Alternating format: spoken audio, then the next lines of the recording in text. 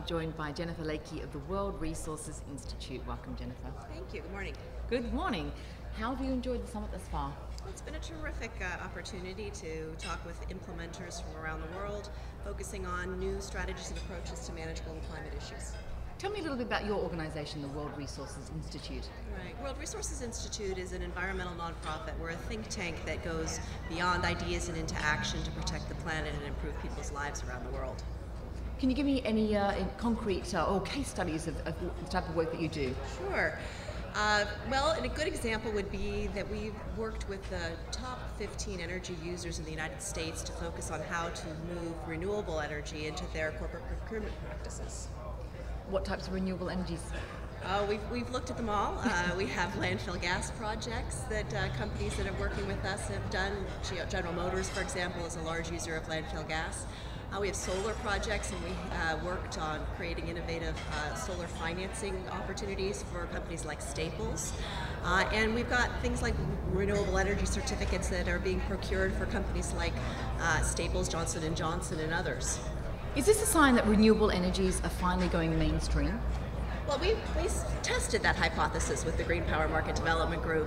What we were hoping to do was demonstrate that renewables are available, they're reliable, and that they can be purchased by major energy users in an effort to scale up renewables in the United States. Wonderful. Tell me about some other environmental initiatives that you're working on. Right. Well, we're a policy think tank, so we spend a lot of time thinking about not just how you move ideas, but what policy platforms are needed. So we've spent the last several years analyzing the policy proposals that are coming out of the U.S. Congress, trying to think about what kinds of targets and timetables, what types of cost containment structures, how does the United States begin to implement a cap and trade program. That's one other example of a different type of activity that we're involved in. Now, why was it important that you attend this summit? Well, for us, the states and regional initiatives in the United States and the provincial level initiatives around the world have offered terrific learning laboratories for ideas that could be transferred into national policy dialogues.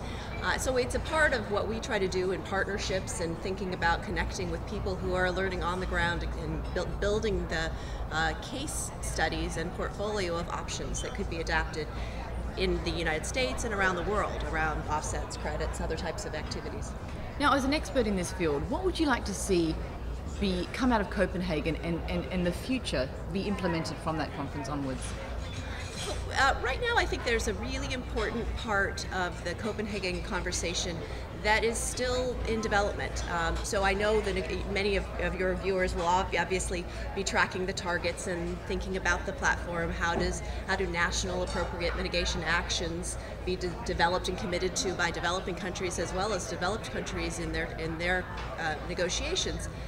But there's a part of this that's about envisioning a low-carbon future. What does low-carbon development look like?